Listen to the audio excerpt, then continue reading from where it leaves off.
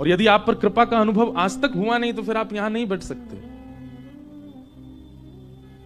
हुआ उनको भी है जो घरों में बैठे हैं, उनको भी हुआ है कृपा का अनुभव, परंतु जो उस कृपा के प्रवाह से आनंदित हुए वे अपने सुख का त्याग करके कथा में आए हैं। कृपा, अति कृपा और अति हरि कृपा, ये तीन कृपा के स्वरूप हैं। भगवान कहते हैं मेरी सबसे पहली कृपा, अति कृपा, अति हरि कृपा, तीन सीढ़ी हैं, ध्यान से सुनिएगा। कृपा क्या है ठाकुर जी की? आप मानव देह में हो, ये कृपा है। आप मानव हो, ये कृपा है।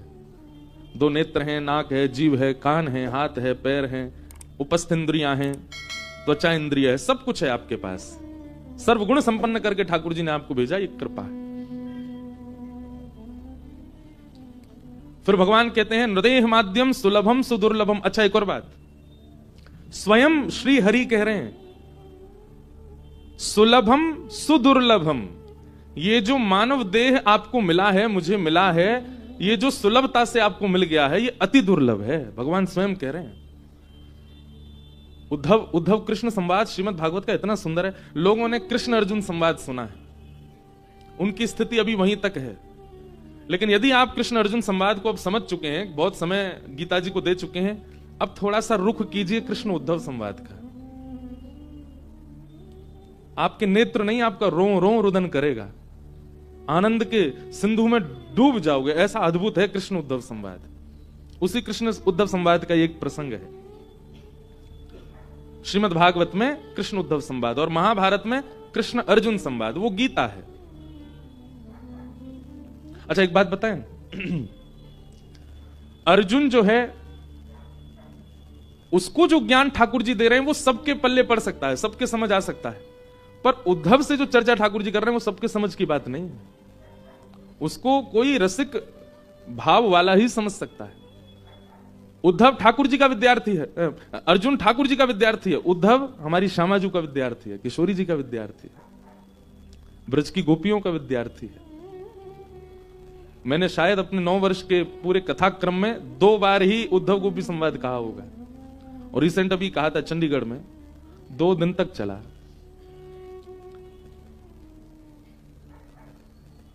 सब जगह कहने का विषय नहीं है, उद्धव का प्रसंग सब जगह प्रकट नहीं किया जा सकता। इसलिए भगवान ने सोचा कि उद्धव और मेरे संवाद पर लोग जाएं, उससे पहले एक बैरिकेटिंग होनी चाहिए। तो कृष्ण अर्जुन संवाद हुआ, वहीं रुक जाते हैं लोग। अभी भागवत जी पर तो आए नहीं लोग, गीता जी में ही हैं। कई लोगों को तो यही नहीं पता होता कि हमने 7 दिन इंद्रेश जी से गीता जी सुनी, वो ऐसा बोलते हैं, महाराज जी आपकी भगवत गीता बहुत अच्छी लगी। फिर मुझे लगता है ओहो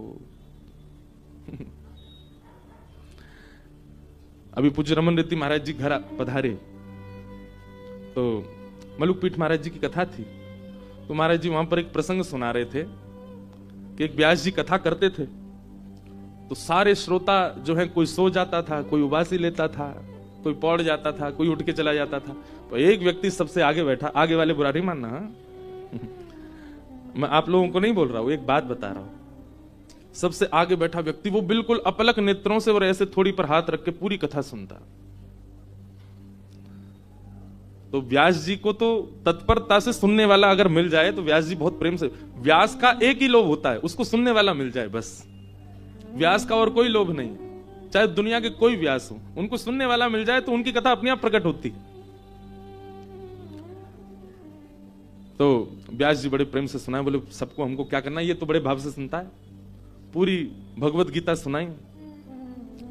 जिस दिन कथा विश्राम हुई तो व्यास जी बोले किसी की कोई जिज्ञासा हो तो पूछ लो, और किसी की क्या, सब तो सो रहे थे, वो एक ही बैठा था, उसने हाथ खड़ा किया, एक जिज्ञासा है।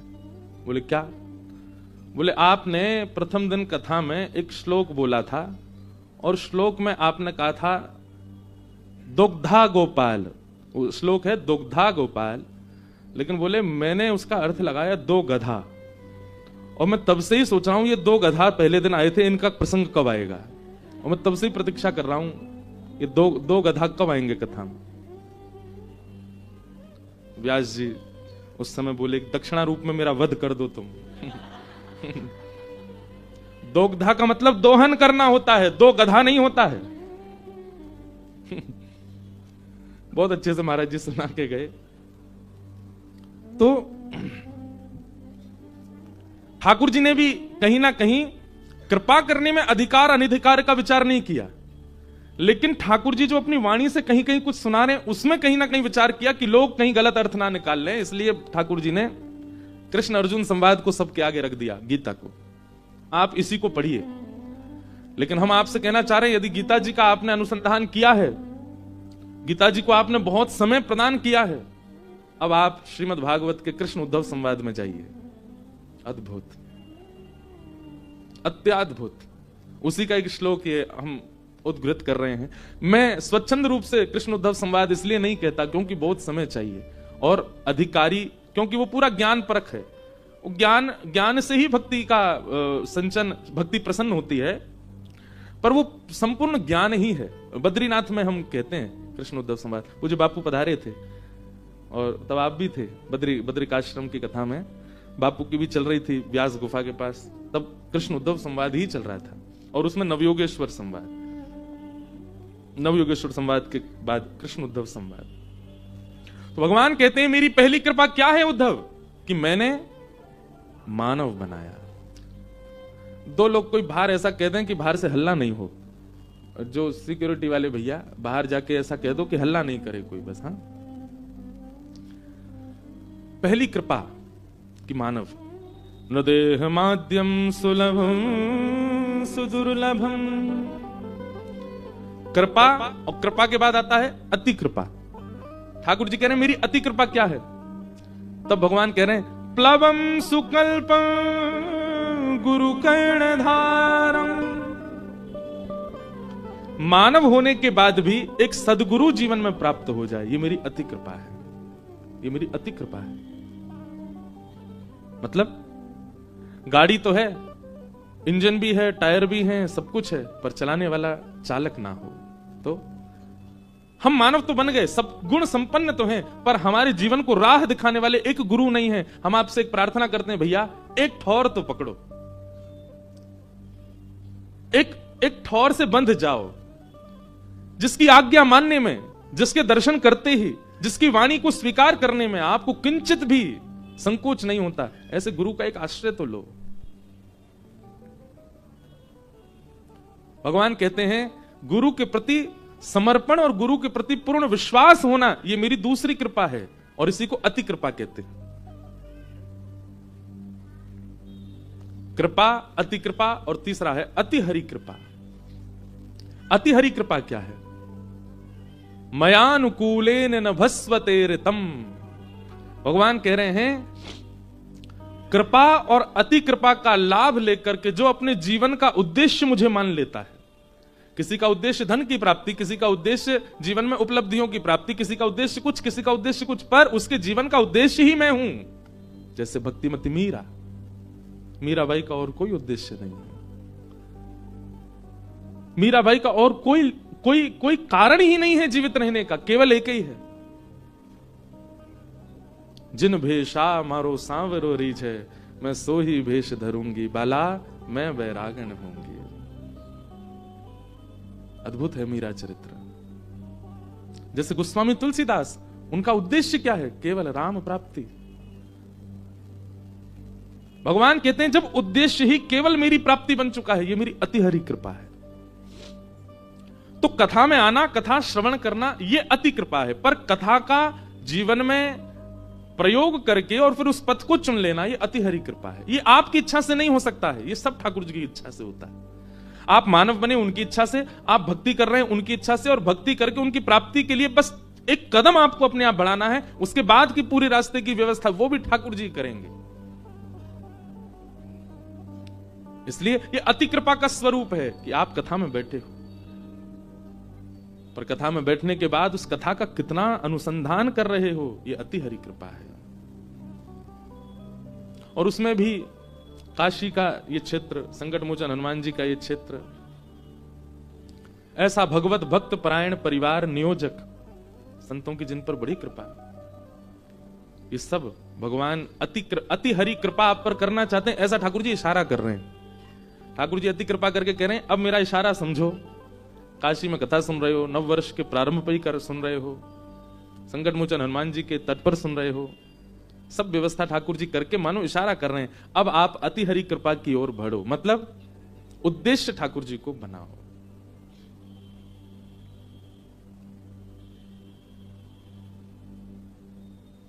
परमानंद की बात है। हम लोग कथा क्रम में प्रथम स्कंद में प्रवेश कर चुके हैं। कल ठाकुर जी का जन्मोत्सव भी होना है।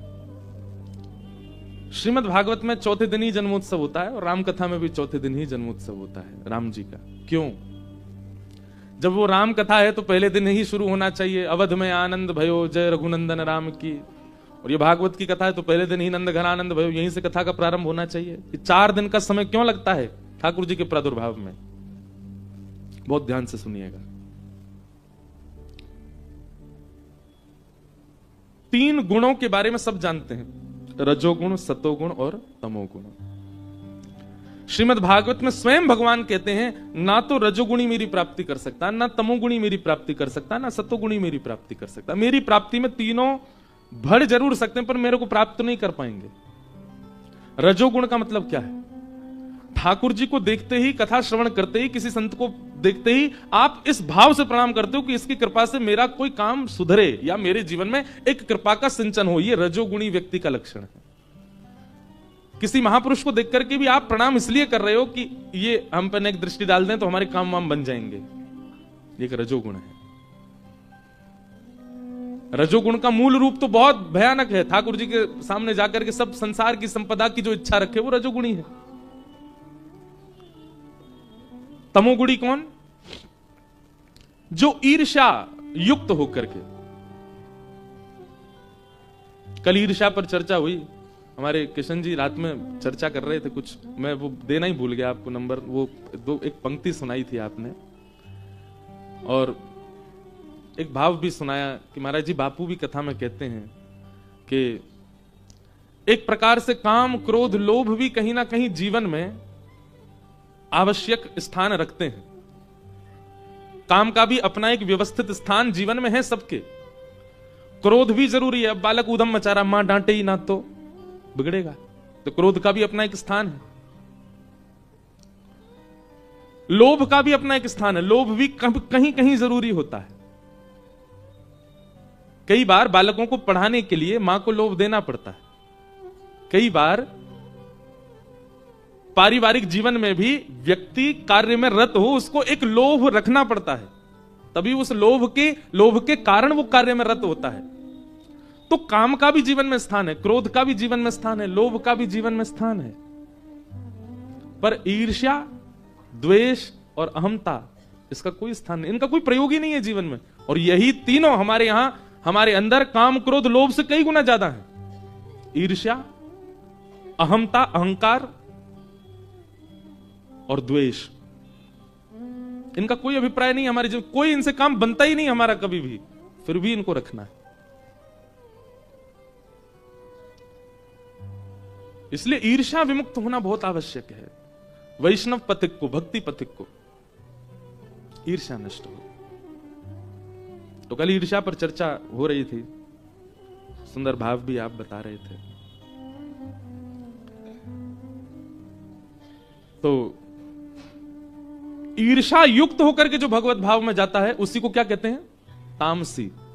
जैसे कि रावण, मैं अत्यंत बलवान हो जाऊं इसलिए आराधन कर रहा हूं, मैं अजर अमर हो जाऊं। तुम बलवान क्यों होना चाहते हो? इसीलिए तो होना चाहते हो कि तुम जितने भी तुमसे कम बलवान है उनको मारते रहो। तुम अमर क्यों होना चाहते हो? कि जो अमर नहीं है उनको मार सको, उन पर तुम आक्रमण कर सको। इसीलिए उसकी भक्ति तामसी है। राजस भक्ति, तामस भक्ति और तीसरी है सात्विक भक्ति। बहुत ध्यान से सुनिएगा। हे नाथ, आपकी बड़ी कृपा है मेरे ऊपर, बस ये कृपा मुझ पर बनाए रखना, यह सात्विक भक्ति है। और इतनी कामना रखने वाला भक्त भी भगवत प्राप्ति नहीं कर पाता। मेरे जीवन में अनुकूलताएं हैं, ठाकुर जी इस अनुकूलता को बनाए रखना, बाकी इससे अधिक मेरी कोई कामना नहीं है। यह भी एक प्रकार की सात्विक भक्ति है, पर यह भी ठाकुर जी को प्रिय नहीं। ठाकुर जी को प्राप्त तो वही कर सकता है, कौन? जिसके चित्त में निर्गुण भक्ति है। निर्गुण भक्ति का मतलब क्या है?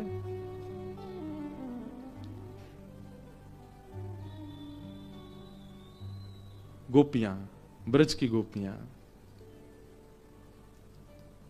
एक हतो सो गयो श्याम संग, को राधे कोई ऊधो मन न रहे 10-20। उद्धव, हमारे पास कोई 10-20 मन नहीं है। एक परिवार को दे दें, एक पति को दे दें, एक बच्चों को दे दें और एक कृष्ण को दे दें। एक ही मन है हमारे पास। एक हतो सो गयो श्याम संग, और वो ठाकुर जी अपने संगी ले गए। अब तुम कह रहे हो कि पर ब्रह्म से मन हटा करके परिवार में लगाओ। अरे भाई, एक ही मन है, 10-15 मन नहीं है कि यहां भी लगाएं वहां भी लगाएं। और वो गया ठाकुर जी के साथ, अब क्या करें? ये निर्गुण भक्त है, ये निर्गुण भक्त का लक्षण है।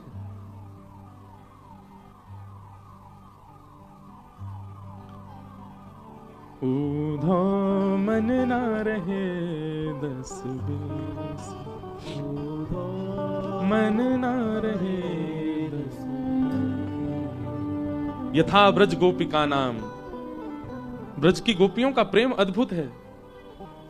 श्रीमद् भागवत में जब गोपी गीत प्रारंभ होता है, गोपी गीत से पहले एक अंतरंग गीत आता है, उसका नाम है प्रणय गीत।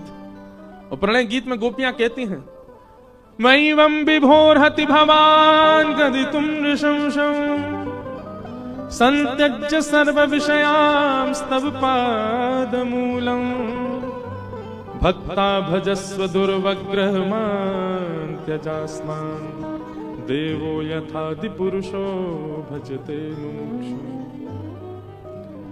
गोपियां कहती हैं, हे श्याम सुंदर, आप हमको स्वीकार नहीं कर रहे हो, उसके पीछे कारण पता है क्या है? क्योंकि भक्त और भात, इन दोनों की राशि एक ही है, नाम राशि एक ही है। जिस प्रकार भात है उसी प्रकार भक्त है। नाम राशि एक होने के कारण जैसे संकट भात के जीवन में आते हैं, वैसा ही संकट एक भक्त के जीवन में भी आता है। भात को पहले कूटा जाता है, उसके छिलके को हटाया जाता है, जलते खोलते पानी में डाल दिया जाता है, उबाल करके उसको मीड़ा जाता है। जब वो बिल्कुल नरम, उसका गर्भ तक पूरा कांप उठता है गर्म जल से, तब उसको पाया जाता है। आप भी ऐसा ही करते हैं भक्तों के साथ, उसको दुनिया भर के कष्ट देते हैं। भाई छोड़या बंधु छोड़या, छोड़या जग सोई, साधुअन संग बैठ बैठ लोक लाज कोई। मीराबाई कह रही है, सब छूट गया मेरा, और ये बात निश्चित है, सब छूटेगा। ठाकुर जी आएंगे तो सब छूटेगा। क्षमा कीजिएगा, आपका सब कुछ व्यवस्थित है और आप कह रहे हैं कि ठाकुर जी आपको प्राप्त हो गए। आप झूठ बोल रहे हो। नहीं, संसारी व्यवस्थाएं सब डगमगा जाएंगी, तब आएंगे ठाकुर जी जीवन में। किसी के भी प्रसंगों को उठा करके देख लीजिए, व्यवस्थित अवस्था में ठाकुर जी किसी को नहीं मिले हैं। संसार के प्रति राग, संसार के प्रति प्रेम, संसार के प्रति ममत्व सब जब बिल्कुल नष्ट, अरे कहां तक कहें, स्वयं के प्रति भी अभिमान जब शून्य हो जाता, तब मिलते हैं ठाकुर जी। और उस स्थिति में आ चुकी हैं ब्रज की गोपियां।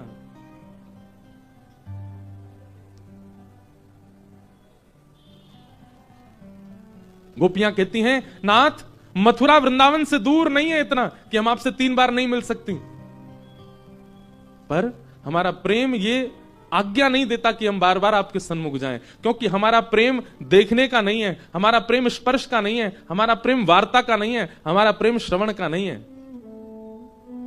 हम आप सबका प्रेम कैसा, हम देखना चाहते हैं प्रेमी को, हम सुनना चाहते हैं प्रेमी को, हम स्पर्श चाहते हैं प्रेमी का। पर गोपियां स्पष्ट कहती हैं, हमारा प्रेम ये है ही नहीं। ना कभी दिखो, ना कभी सुनो, ना कभी स्पर्श करो, ना कभी मिलो। ठाकुर जी बोले, तो फिर क्या है तुम्हारा प्रेम? बोले, केवल हमें ये स्वीकृति दे जाओ कि आप भी हमको चाहते हैं, चले जाओ, जीवन भर इस स्वीकृति में ही व्यतीत कर देंगे जीवन। ये हमारा प्रेम है। इसको कहते हैं निर्गुण भक्ति।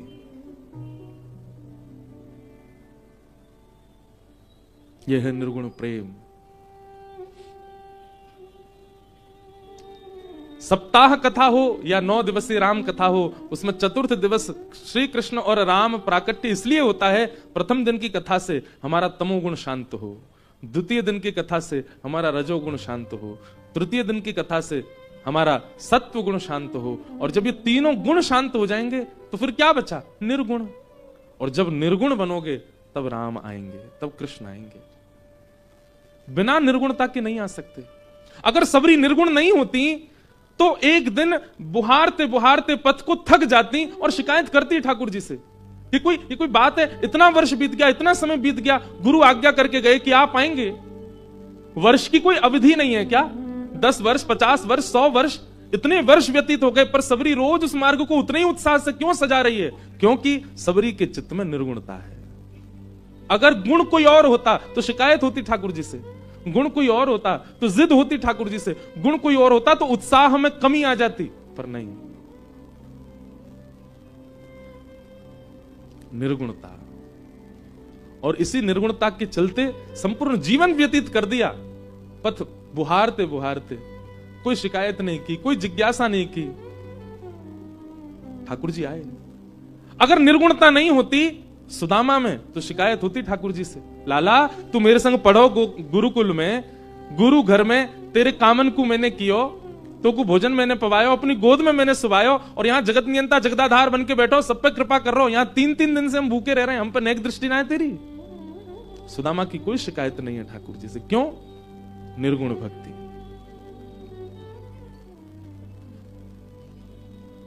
राजकुल में जन्मी है मीराबाई, रूप का सौंदर्य ऐसा कि कोई देख ले तो देखता रह जाए। ना पिता घर में कोई कमी है, और जिस घर में ब्याह हुआ ना वहां कोई कमी है, परंतु आधी रात महल तज चल दी, रहा ना मनवा बस का, गिरधर की दीवानी मीरा। क्या हुआ? नाम छूटा अपयश का। अपयश की अब कोई चिंता नहीं है। निर्गुण। इसलिए कथा में 3 दिन का समय लगाया जाता है ठाकुर जी के प्रादुर्भाव में, ताकि सुनने वाले श्रोता के चित्त से तमोगुण, रजोगुण और सत्वगुण, ये जितनी मात्रा बढ़ी हुई है उनकी, वो थोड़ी कम हो जाए, तभी निर्गुण प्रेम करने वाले ठाकुर जी प्रकट होंगे। निर्गुणता बहुत आवश्यक है। इसलिए हम पूर्ण रूप में निर्गुणी तो नहीं बन पाते, पर हां 3 दिन के कथा प्रसंगों से सत्वगुण जो इतने ऊपर चढ़ा हुआ था, तमोगुण जो इतने आकाश को छू रहा था, तमोगुण जो हमारे भीतर था, वो कथा की कृपा से थोड़ा कम हो जाता है। तब रामकृष्ण का प्रादुर्भाव होता है। और एक और बात, अगर निर्गुण बने बिना आप ठाकुर जी की लीला में प्रवेश कर गए तो आपसे अपराध बनेगा ही बनेगा। आप ठाकुर जी के रूप पर, ठाकुर जी की लीला पर, ठाकुर जी के किसी ना किसी भाव पर संशय कर बैठेंगे। इसलिए निर्गुण बनना बहुत जरूरी है। निर्गुण मतलब शून्य, कोई गुण नहीं है, बस प्रेम। और प्रेम बंधुओं गुण नहीं है, प्रेम स्वभाव है, प्रेम विचार है। प्रेम आत्मा में आता है, मन में नहीं आता है। मन में आता तो गुण हो जाता, वो आत्मा में आता है। इसलिए देह त्याग के बाद भी कई बार प्रेम अनवरत रहता है।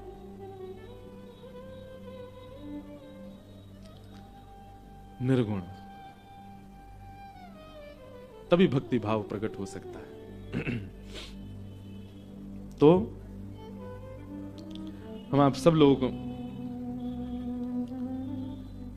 भागवत कथा के प्रथम स्कंद के मंगलाचरण का श्रवण कल कर रहे थे। आइए अब आगे के प्रसंग में चलें। सूत जी महाराज व्यास मंच पर बैठे हैं और 88,000 सौनकादि ऋषि सूत जी से प्रश्न करते हैं, 6 जो हम कल सुन रहे थे, और उन्हीं प्रश्नों के उत्तर में अब सूत जी कथा कहना प्रारंभ करते हैं। सवै पुंसां परो धर्मो यतो भक्तिर अदोक्षजे अहैतुक्य प्रतिहता ययात्मा संप्रसीदति। सवै पुंसां परो धर्मो यतो भक्तिर अदोक्षजे। बहुत ध्यानपूर्वक सुनिएगा सब लोग।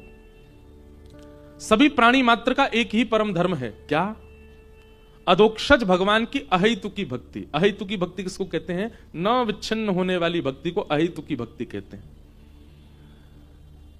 मानव का स्वभाव ऐसा होता है कि वो परिस्थिति की विपरीत अवस्था में डगमगा जाता है, लेकिन ठाकुर जी के प्रति आपका प्रेम कभी डगमगाए ना, वो सदा न विच्छिन्न होने वाला बना रहे, अहैतुकी भक्ति बनी रहे, यही परम धर्म है। और क्षमा कीजिएगा, अहेतुकी भक्ति आपके चाहने से नहीं होगा, गुरु कृपा।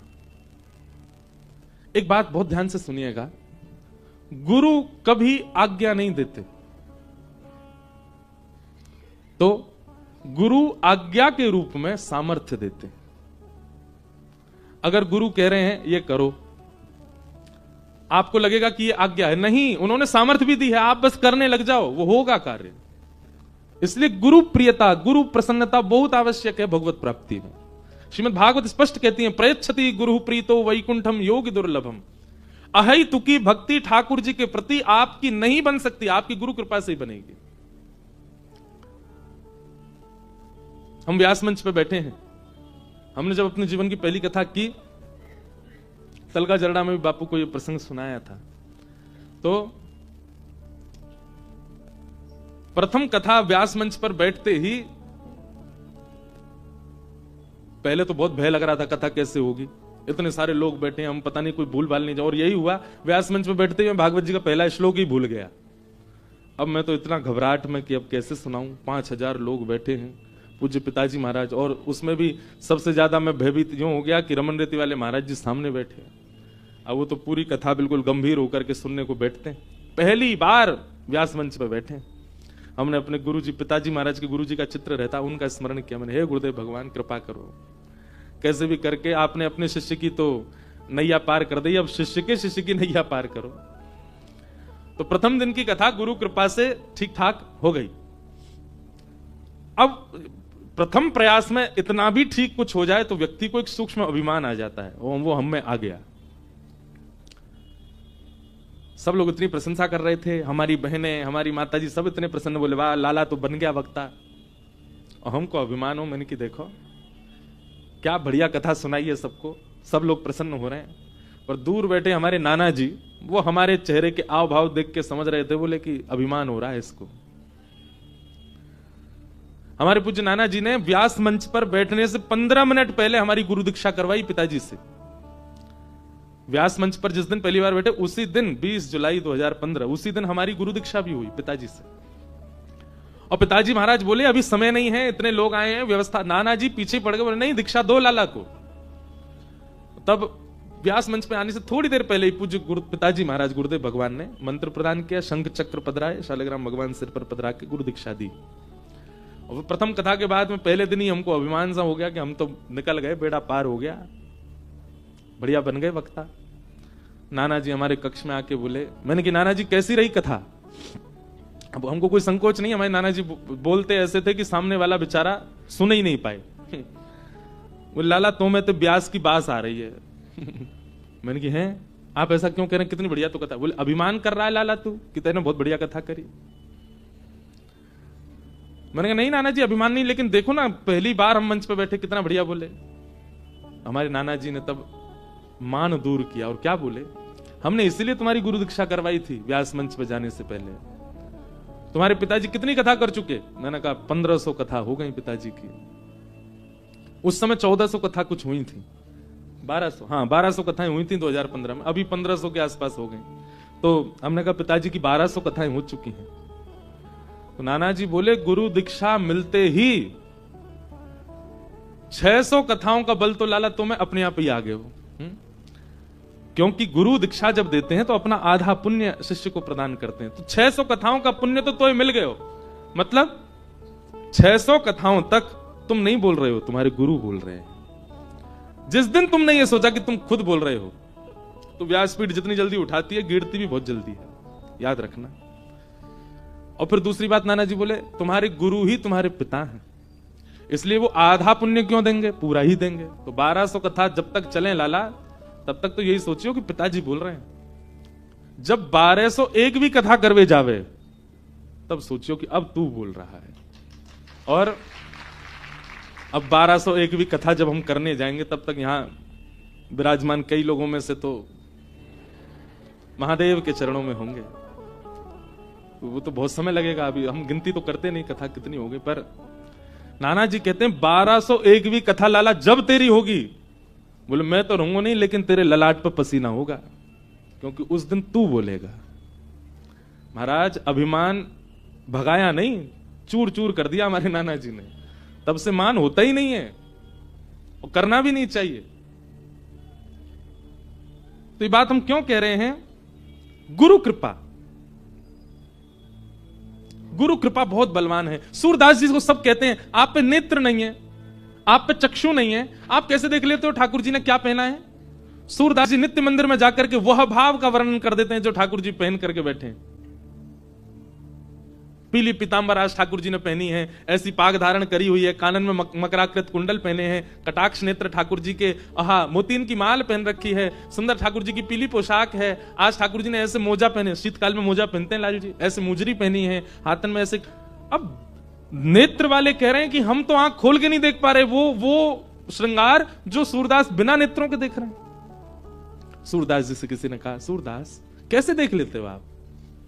भरोसो दृढ़ इन चरणन केरो, श्री वल्लभ नख चंद्र छटा बिन, सब जग माही अधेरो, भरोसो दृढ़ इन चरणन के। गुरु के वचनों के प्रति विश्वास। इसी काशी में ही श्रीमद वल्लभाचार्य जी महाराज, आज जितने घरों में लड्डू गोपाल बैठे हैं सब वल्लभाचार्य महाप्रभु की कृपा है।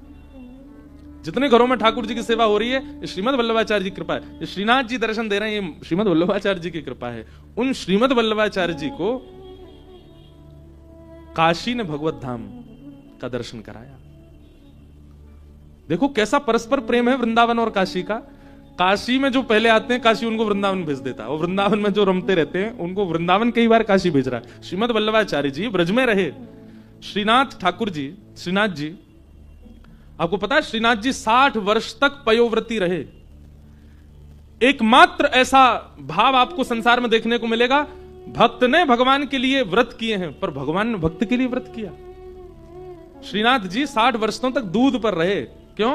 जब सद्दू पाणे के यहां श्रीनाथ जी प्रकट हुए तो श्रीनाथ जी, सद्दू पाणे जो ब्रजवासी था उसकी गैया का दूध पी जाते थे ठाकुर जी। सद्दू पाणे ने जाकर के गिरिराज जी से श्रीनाथ जी को जब बाहर निकाला तो अरे हमारे यहाँ ठाकुर जी प्रकट हुए, इनके लिए भोग लाओ, प्रसादी लाओ, नैवेद्य लाओ। ठाकुर जी बोले नहीं, जब तक श्रीमद वल्लभाचार्य जी नहीं आ जाएंगे तब तक केवल दूध पीऊंगा मैं। और ठाकुर जी, श्रीमद वल्लभाचार्य जी महाराज संभवतः 60 वर्ष बाद पहुंचे और तब तक ठाकुर जी पयोव्रती रहे, केवल दूध पे रहे। और श्रीमद वल्लभाचार्य जी महाराज जब पहुंचे तब आपको जब ये बात पता चली कि ठाकुर जी ने 60 वर्ष से केवल दूध ही पियो है, तब आपने अन्नकूट 56 भोग बनवाए और ठाकुर जी का अन्नप्राशन संस्कार, मतलब कली काल में श्रीनाथ जी का 56 भोग लगा करके ठाकुर जी को अन्न पवाया। 60 वर्ष तक ठाकुर जी पयोव्रती रहे। ऐसे श्रीमद वल्लभाचार्य जी महाराज,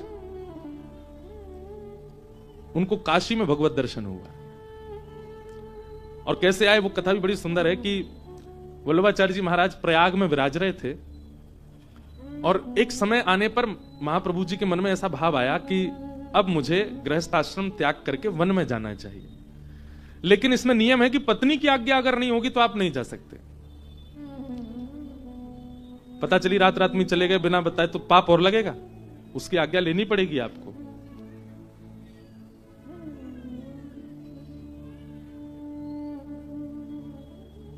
धर्म पत्नी है।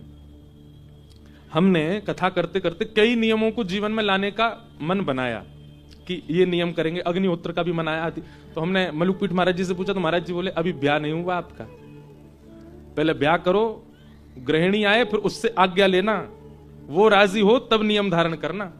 तो कहीं पहले से नियमों में इतने बंध जाओ, बाद में आकर के उसको कहो अब ऐसा करो ये करो हमारा नियम है, उसको जबरदस्ती थोड़ी थोपना है।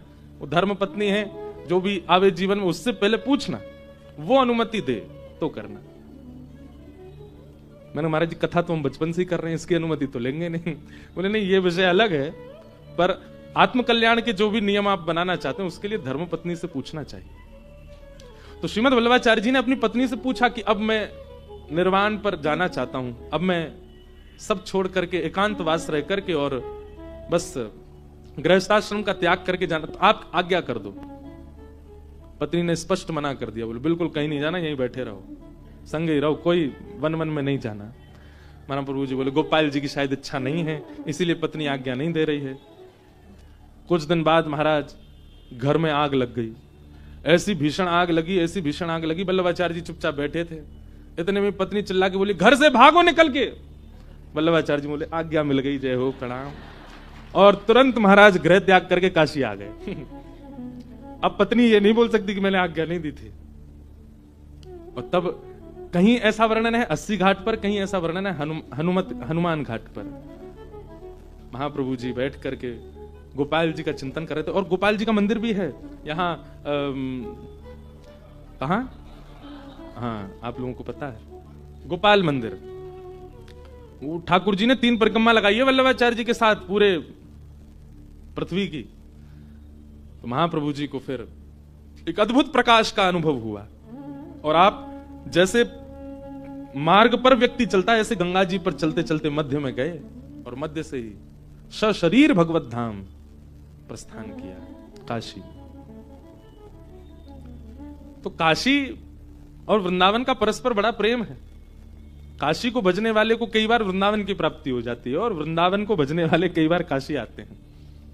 तो ये अंतरंग प्रेम। मैं तो एक बात मैंने बताई, बहुत प्रसिद्ध भी, वो लोग बागों ने बहुत वायरल की।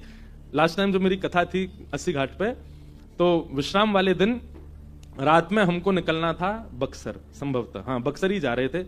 मामा जी के यहाँ सिया राम विवाह महोत्सव में कथा थी, तो यहां से रात में ट्रेन थी। तो हमारे कथा के बाद में हमने मन किया, मैंने कि एक बार महादेव को प्रणाम कर लें। 11-12 बजे की ट्रेन है, 8-9 बजे की बात होगी। तो गए महादेव का दर्शन। उस दिन पता नहीं कोई उत्सव था, जाने क्या था। एक तो कार्तिक का महीना था, वैसे ही यहाँ देव दिवाली की बड़ी तैयारियां रहती हैं, बहुत भीड़ थी।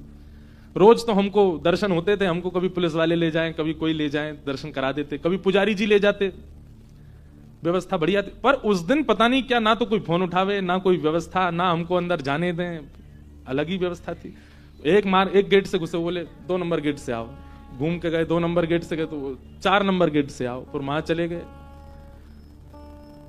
सब लोग बोले महाराज जी ट्रेन का समय हो रहा है, अब चलें। मैंने कहा बिना दर्शन के जाएंगे? भीतर प्रांगण में ही है पर दर्शन की व्यवस्था नहीं हो पा रही। तो मन बनाया चलते हैं। महादेव को प्रणाम किया और प्रणाम करते करते एक मीठी बहस करी हमने महादेव से। मैंने सही है, आप वृंदावन आए थे रास में और आपके लिए गोपियों ने मार्ग रोक दिया था, तब हमारी ललता जी आई और आपको गोपी बना के लेके गई भीतर, और गोपेश्वर बन करके तब आप रास में पधारे। और मैंने कि वही ब्रज को ब्रजवासी आप आज यहां तक खाली हाथ जा रहे हो बिना दर्शन किए। ठाकुर जी तो शिकायत करूंगा आपकी, मैं ललता जी से शिकायत करूंगा, जिन पर कृपा करके आपने गोपी बना के उनको ब्रज में बुलाया। मैंने कि ब्रजते आए, हमें दर्शन ही नहीं दे रहे हैं। सब थे साथ में, जो कथा के अपने आयोजक भैया भी बैठे हैं वो भी थे। हमने मीठी डांट तो नहीं, लड़े थोड़े महादेव से। मैंने अब आई हो तुम वृंदावन, गोपी भोपी कोई को रूप नहीं मिलेगा, ललता विशाखा आप तो घुसन नहीं देंगी, अब मैं शिकायत करूंगा। बस ये कह के हम पीछे मुड़े तो सप्तऋषि आरती का समय हो रहा था और तभी एक महाराज जी आए, वो आरती जो करते हैं। अरे व्यास जी यहां खड़े हो, दर्शन हो गए? मैंने कहा नहीं दर्शन नहीं हुए। हाथ पकड़ के, मतलब 1.5 मिनट भी नहीं हुआ, सीधे ले गए महादेव के सामने जाके बैठा दिया। बोले प्रणाम कर लो। मैंने महादेव अब हम ललता जी से कह देंगे आपको आने देंगे, बढ़िया प्रेम से पधारो ब्रजमंडल में, कोई दिक्कत नहीं, आप लोग मत करना ऐसा।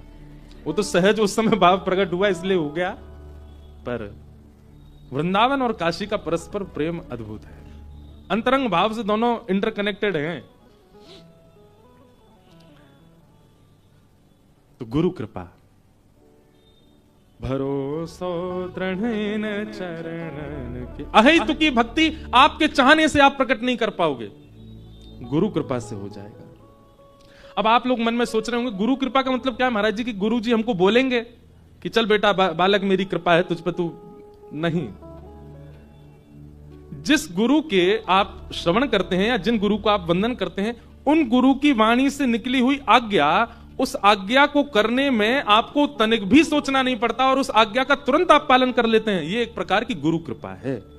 आप ये समझ लीजिए कि आप पर गुरु कृपा, क्योंकि आपको दोबारा सोचना नहीं पड़ता कि गुरु जी ने ऐसा कहा, मैं करूं कि नहीं करूं। हमारी गुरुवाणी ऐसी निकली है, इस पर मैं विचार कर रहा हूं, संशय कर रहा हूं, संदेह कर रहा हूं। इसका मतलब है गुरु कृपा से आप विमुख हो, लेकिन आज्ञा होते ही आप तुरंत करने लगते हैं, उसमें किंचित भी विचार नहीं करते हैं।